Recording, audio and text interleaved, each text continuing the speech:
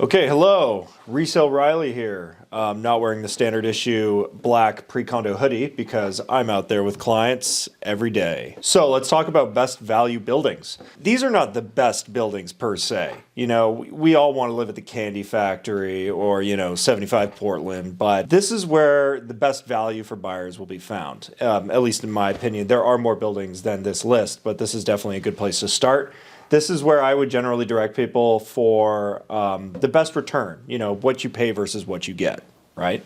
So to kick off the list, let's start down in Fort York. I will say right from the get-go that Fort York and the waterfront have always generally been better areas of value in the downtown core for those that either want to be close to the action or, close to the highways, major arteries. The first of these buildings that comes to mind is 628 Fleet Street. Few buildings where you can get a unit at $1,000 per square foot or possibly less today in 2022.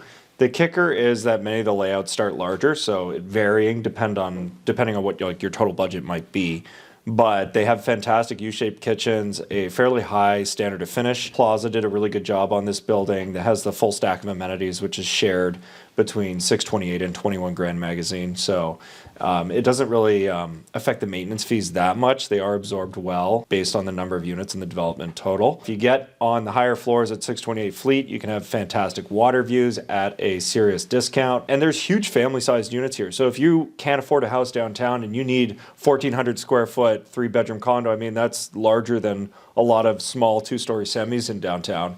You can find a unit like that here at like $900 a square foot at 628 Fleet Street. So what you pay versus what you get, this is a perfect example of one of those better value buildings. Moving a little bit east, 250 Queens Quay. This is an older one, 35 years. Not an unreasonable building in terms of maintenance fees considering its age. I've seen newer construction with higher quoted maintenance fees than this 35-year-old building. Considering how central it is, you can still get in well under $1,000 per square foot.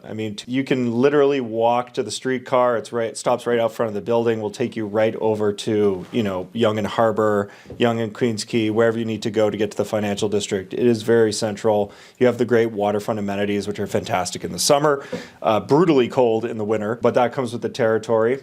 There are some nice updated units. You can also get some great waterfront views if you're facing south. Given that it's a 35-year-old building, one of the biggest signs of the times is you don't have balconies, but you do make up for it with a excellent residents-only rooftop terrace. So the kicker is parking is all rented, but that means anyone can have parking, regardless of your unit and whether or not it comes with it. The next building of value, these come as no surprise. You probably have driven by them 100 times heading into the city from the West End. 209, 215, 218, 231 Fort York. Another Fort York option, actually right beside 628 Fleet. Great amenities and reasonable fees. Close to $1,000 a square foot here. The 2 beds have exceptionally good value at these projects. You're looking at, over 900 square feet in the low 800s in some cases. Tons of parking here as well. Expect to need some updates on certain units, especially if they've been tenanted for a long time and they do show signs of wear and tear.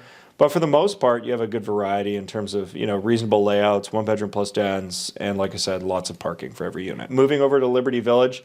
Liberty Village is probably the hottest condo market in the entire downtown core right now in early 2022.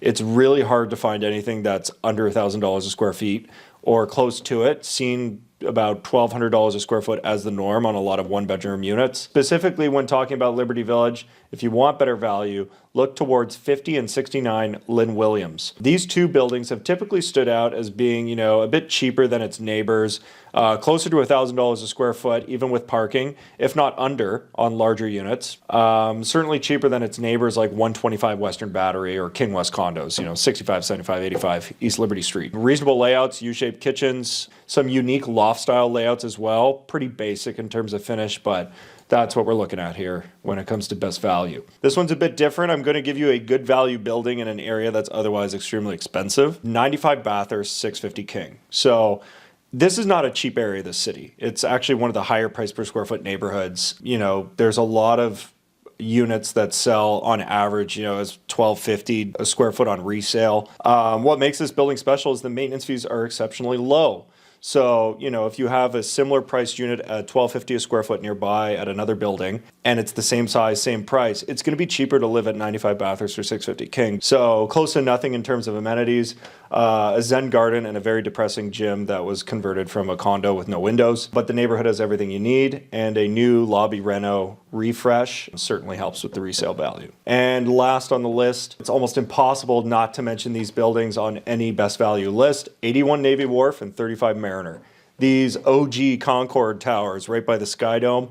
They have huge units, fantastic price per square foot, waterfront views with sometimes $1,000, $1,100 a square foot. There is some variety in terms of unit size. They have really massive layouts available as well, as big as 1,300 square feet. 35 Mariner, in my opinion, is the best of the bunch. It's got the lowest maintenance fees for one reason or another, and has gas-enabled suites. You also have unobstructed water views if you're facing south. So that pretty much wraps it up. Those are the best value buildings. There are many, many more than this small list, as there are thousands of condos downtown. On a final note, if you are looking for value in the resale market, you can book a call with me. You can talk to me directly. Just go to www.precondo.ca/Riley and set up a call, and I'll get back to you as soon as possible. We can talk value in the downtown core. Until then.